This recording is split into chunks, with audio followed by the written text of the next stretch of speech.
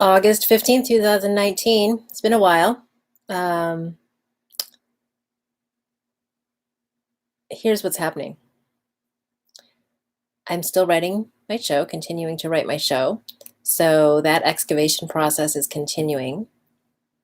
What's new is I've made contact with a small group of people right here in the Bay Area who are interested in exploring the specific historical trauma of China and Taiwan in the 20th century using drama therapy and applied theater techniques, which is sort of a dream group for me, just to find people who are willing to find and share the stories about how inherited trauma has impacted their own lives. Second, I've been really late to the game, but in it nonetheless, discovering subtle Asian traits and the many offshoot groups. And it really started for me with a week on subtle Asian traits and reading a few of the stories, not so much the memes, which I generally don't resonate with, but a few stories that just astonished me with their honesty. And then discovering the offshoot groups for creatives and regional creative groups, and then recently the mental health group. And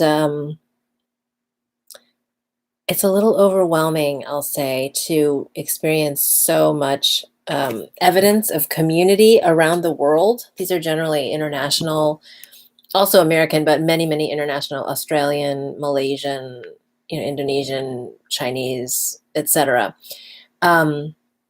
People that are sharing, especially in this mental health group, specific stories about their struggles, mainly with parents.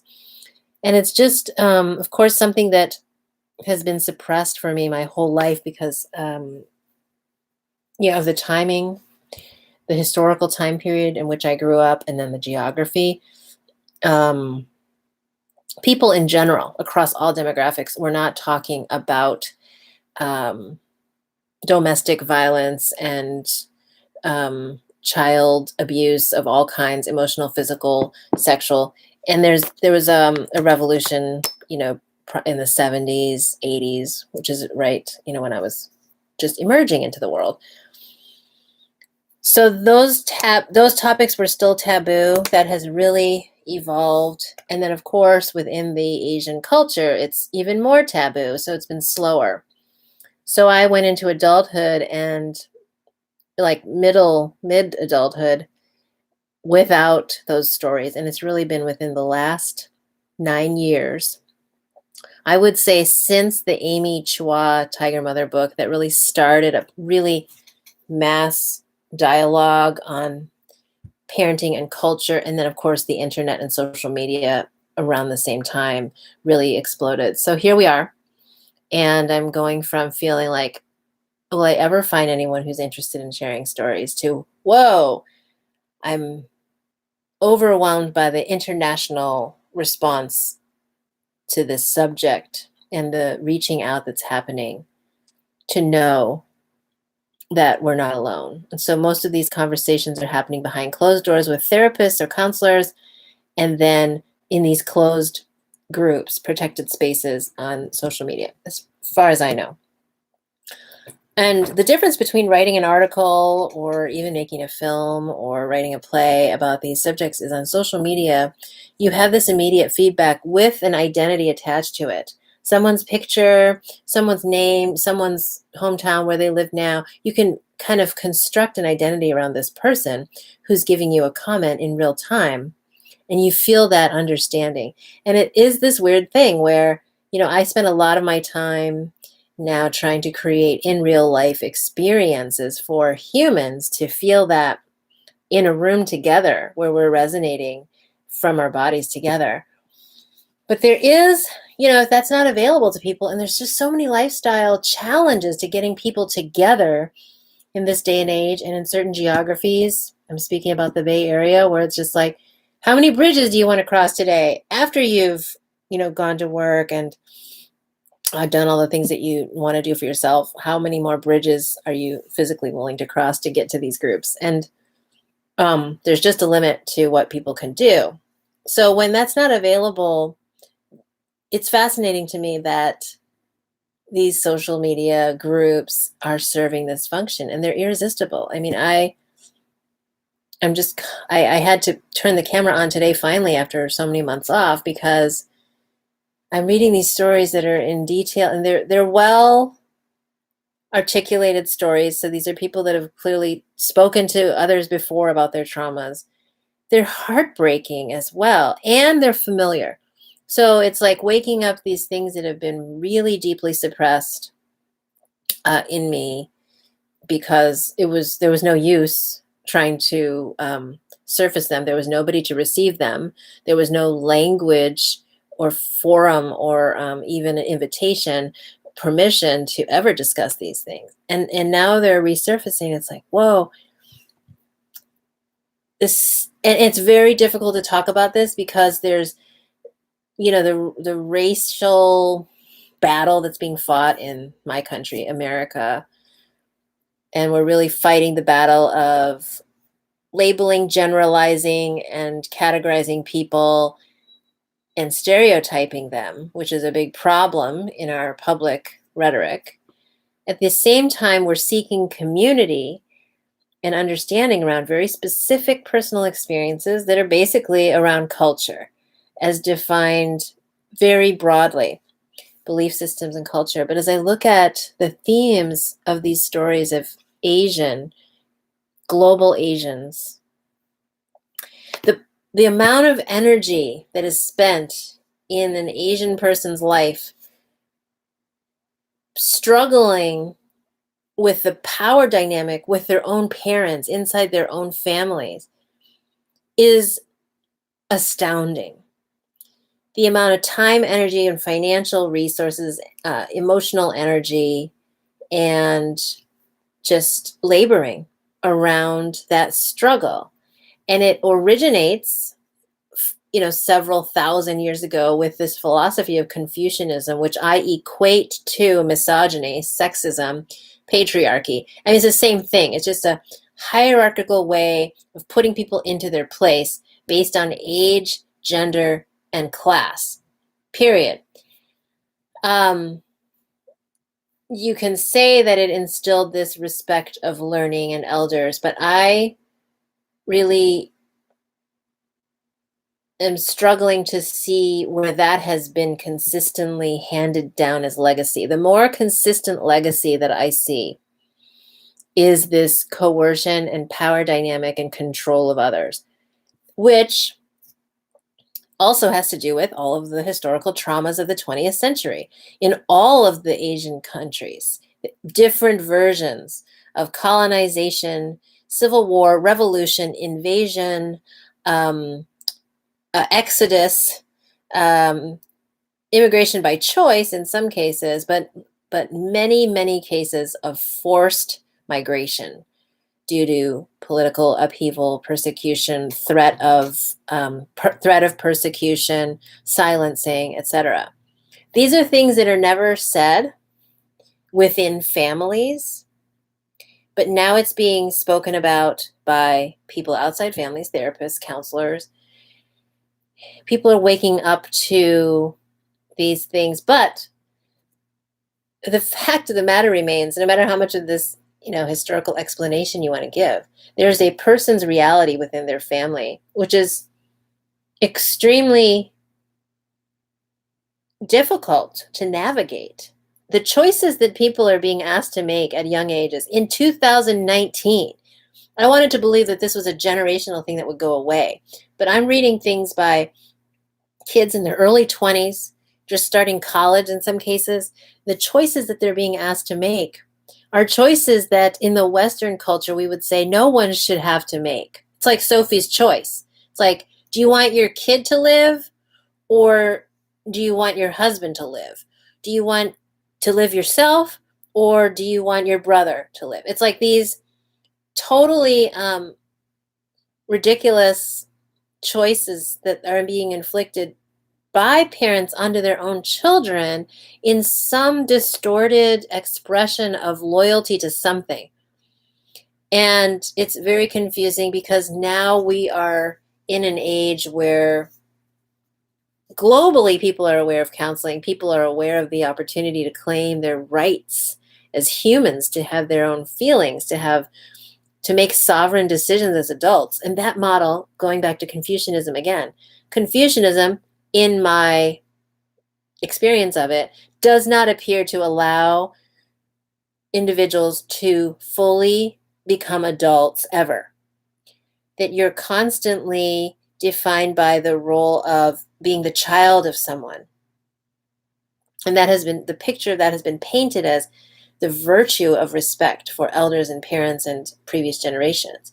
However, when you look behind the curtain, in a lot of cases, how that's actually operationalized within families and the dynamics, interpersonal dynamics that result from that kind of mindset, that you have zero voice if you're in the lower generation. And you have to wait to attain the higher generation to get that power. People are disempowered their whole lives as children. They never grow up until they have a child themselves, and they still don't have power in the face of their own parents. So the only power they have to exercise in the world is over their own children. That's how it gets perpetuated, in my observation. And I'm seeing this told in so many stories that are just the only response that you, as a human being who has feeling, can have for these stories is heartbreak. And that learning to be, what has happened for me in the process of revealing more of the parts of myself that I have hidden, my pain, my shame, my anger, the difficult emotions that I have about my life, rather than the things that my parents should be proud about having produced me and the accomplishments.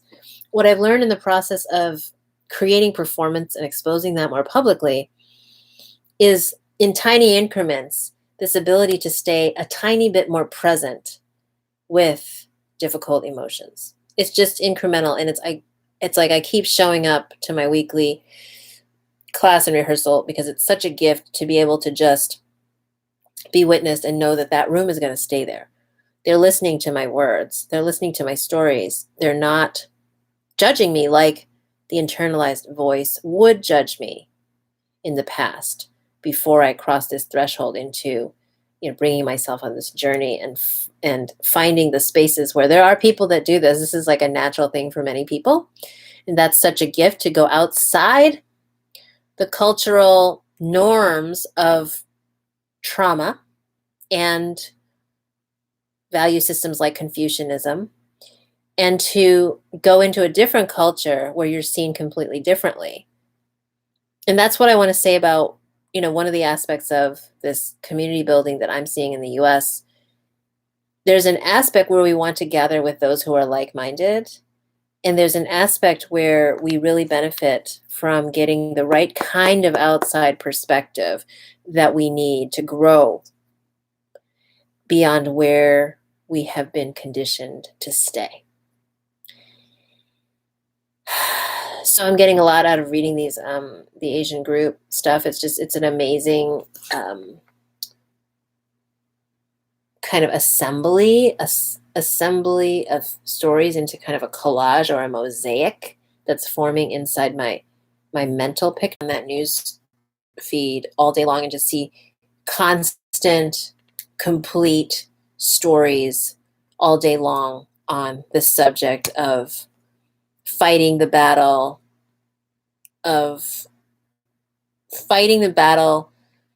for your right to adulthood when it's not being allowed. This is not about, I can hear the comments already. It's like, it's not about, being entitled. It's about people that are really genuinely, they know what they have to do. They have to become financially independent to get the hell out of their parents' house, A. And we know what a challenge that is in many economies today. And B, they have to deal with all the emotional bullshit of like being made to feel that you are a bad person for making adult decisions for yourself. That's pretty central. And I think that as I think about why my show is called Bad Asian Daughter, where that occurred to me 10 years ago to call my blog that, it was that intuition, that awareness that everything I'm about to do at that time, which was start to improvise, start to live my own life, start to discover what I might enjoy, what feels good, like hiking and traveling for myself and working in the body, all of these things that felt very natural and very healthy and very innate were also the very things that I knew I was conditioned to believe would condemn me forever as a bad person. So what do you do with that? And my wisdom at the time was to claim that, yes, I'm a bad Asian daughter. And it worked for a while. And I'm as I talk about it and I look back, why did it not last? Because it's a lonely place to live from that claiming of rebellion in a way without community and without a sense of this larger movement that it's a part of or larger purpose and inspiration that whole story can be for others who are still struggling. Because at the time, being surrounded by no other Asian people, only reading that book, and then having conversations with people in my circle who just really didn't get it at all. And I was explaining, Confucianism to people. And I was just like, how are they ever going to get it? I felt very much like this will isolate me, this story, Bad Asian Daughter. Now, 10 years later, I feel that I'm part of a huge wave tsunami movement across the globe that is not going to stop. And so I'm taking this moment to pause and say, okay, let me take this in and let me honor and claim my piece of this, my thread of this, and the potential importance of each and every story. Because I'm feeling that for myself as I read each of these stories, how important they are. And I'm noticing when I'm moved to comment that each comment can be important to that person and others who read it at that time. And to feel that level of significance about these battles that have been suppressed is amazing. And so I'm going to try to blog or get on here a little bit more consistently as a way to practice having my vocal cords bring these ideas into the world in this format and see what evolves from that. Because I am feeling that shift in my own awareness of how my journey is fitting in with a larger global shift. Thanks for listening.